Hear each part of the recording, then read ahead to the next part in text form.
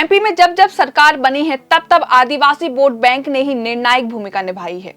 ऐसे में दोनों ही पार्टियां बीजेपी और कांग्रेस ये मानकर चल रही हैं कि यह वर्ग साथ आए तभी उनकी चुनावी नैया पार लग पाएगी, क्योंकि मध्य प्रदेश की सियासत आदिवासियों के इर्द गिर्द घूमती नजर आ रही है। इस रिपोर्ट में बात होगी आखिर मालवा निवाड़ में आदिवासी सीटों को लेकर बीजेपी और कांग्रेस क्यों संशय में है। नमस्कार, मैं रिद्धि, आप देख रहे हैं प्रदेश तक। मालवा निवाड़ में जय आदिवासी युवा शक्ति संगठन के कारण आदिवासी सीटों पर दोनों पार्टियों का विचार विमर्श जोर पकड़े हुए है, क्योंकि इस क्षेत्र में जयस का अच्छा खासा प्रभाव है। आदिवासियों के लिए आरक्षित 47 सीटों में से 22 सीटें इसी इलाके में हैं। इन पर जयस ने भी भागीदारी निभाई है। इनमें से कई सीटों पर जयस के दावेदार बेहद दमदार तरीके से ताल ठोक रहे हैं। इन सीटों पर जयस को कितने वोट मिलेंगे, इस पर दोनों पार्टियां कांग्रेस और बीजेपी की नजर है। मालवा निवाड़ की 17 सीटों पर इस बार कड़ी चुनौती है। सीट हैं हरसूद, नेपानगर, भीकनगांव, भगवानपुरा, राजपुर, पांसेमल, अलीराजपुर, झाबुआ, थांदला, पैटलबाद, सरदारपुर, कुक्षी, मनावर, बागली, रतलाम ग्रामीण, सैलना का नाम शामिल है। अगर इस क्षेत्र के 3 बार के इतिहास पर नजर डालें तो जिस दल ने मालवा निवाड़ की आदिवासी सीटों पर कब्जा जमाया है उसकी सूबे में सरकार बनी है।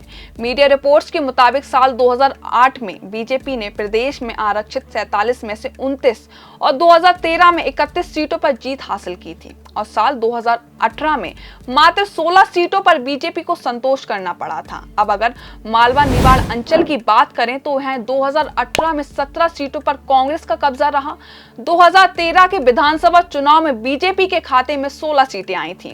वहीं अनुसूचित जनजाति वर्ग के लिए आरक्षित सीटों को लेकर दिलचस्प पहलू यह है कि पिछले 3 चुनाव में निर्दलीय उम्मीदवार लगातार चुनाव जीत रहे हैं।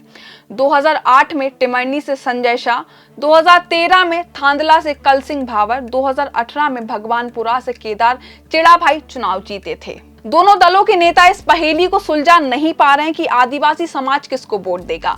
वर्ष 2018 में ज्यादातर पर कांग्रेस का परचम था, मगर इस बार ऐसा होना कम दिख रहा है।